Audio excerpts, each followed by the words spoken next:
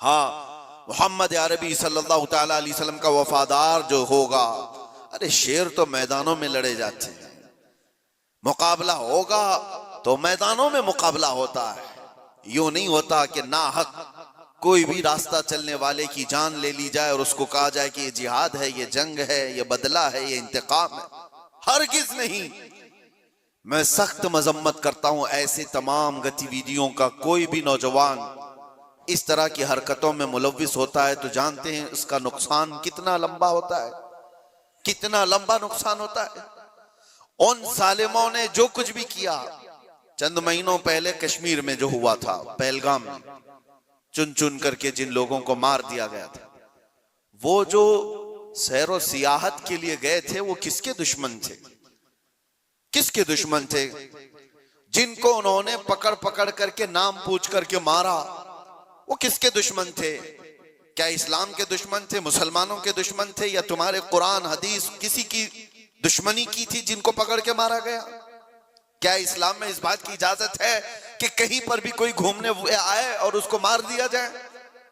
उन जालिम कुत्तों ने जिन लोगों को मारा, उसके बाद जो दहशत फैलाने की कोशिश की, उसका असर क्या होता है दुनिया में और दूसरी जगहों पर? गैर मुस्लिमों के पास यही मैसेज जाता है कि ये इस तरह तन्हा पाकर कहीं पे भी कत्ल कर सकते। पूरे मुसलमानों को उन्होंने खतरे में डाला। आज जो हुआ इसका भी असर वही होगा जो 9/11 के बाद हुआ था। आपको पता है 2001 में अमेरिका के अंदर जो बिल्डिंगें गिरा दी गई थी, जिसमें 3000 लोग करीब मारे गए थे, वर्ल्ड ट्रेड सेंटर पर जो हमले हुए थे, उसकी तहकीकात हुई।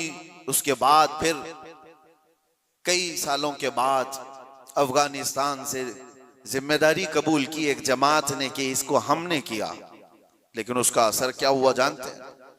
तकरीबन 11-12 साल तक उस शहर में ऐसे हालात हो गए थे कि मुसलमानों का जीना तंग हो गया।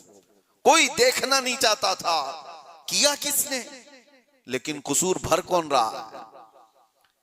इसलिए मेरे अजीजों, कोई एक नौजवान अगर ऐसी हरकत करता है, अभी जैसे तहकीकात में ये बात आती है कि ये डॉक्टर पेशे से ताल्लुक रखने वाले लोग थे, शुरुआती तहकीकात ये बता रही है कितना अजीम पेशा था जिसको इख्तियार किया गया। ये बातें मैं इसलिए कह रहा हूं कि बहुत सारी जगहों पर हो सकता है कि पॉलिटिकल बनाया गया हुआ कई जगहों पर होता है, लेकिन मैं ये जानता हूं ये चीजें जो ये हरकतें हुई हैं, रियल कुछ लोग इसमें मुलव्विस होते हैं, क्योंकि जेलों में मैंने देखा है पुलिस एटीएस सबको यूं ही उठा करके नहीं भर देती। इनके हालात होते हैं, हमने खुद देखा है, इनसे बात भी किया है। एक बात मैं आपको बता देता हूं, पुलिस से तो वो अपना जुर्म छुपा सकता है, कैदियों में आपस में तो अपना जुर्म बताता ही है क्या क्या किया था। हमें पता है क्या क्या प्लानिंग किए जाते थे।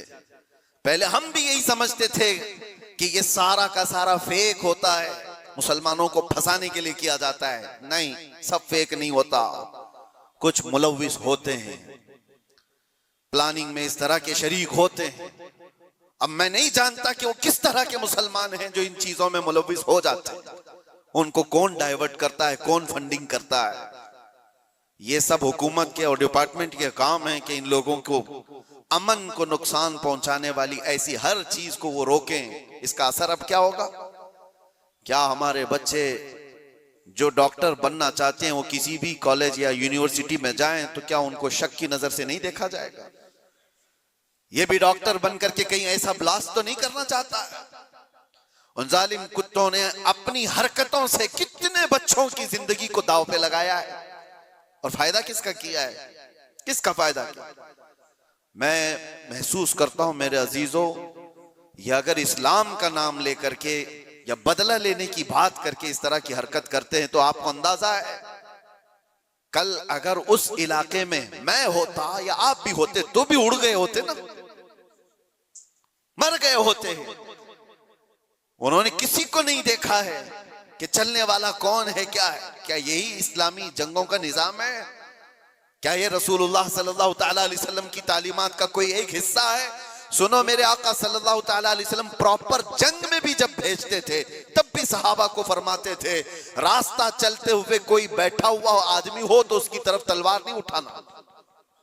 मेरे आका सल्लल्लाहु अलैहि वसल्लम, ये तो जंग की हालत भी नहीं है अभी हमारी, कहीं जंग की हालत में है हम लोग, जंग की हालत में नहीं, प्रॉपर जंग जहां हो रही होती वहां के लिए भी मेरे आका फरमाते कि वहां के बूढ़ों के साथ कोई बदतमीजी ना हो, औरतों के साथ लड़ाई ना हो, हामिला औरत है तो उसको छुआ ना जाए, उनको कैदी नहीं बनाया जाए।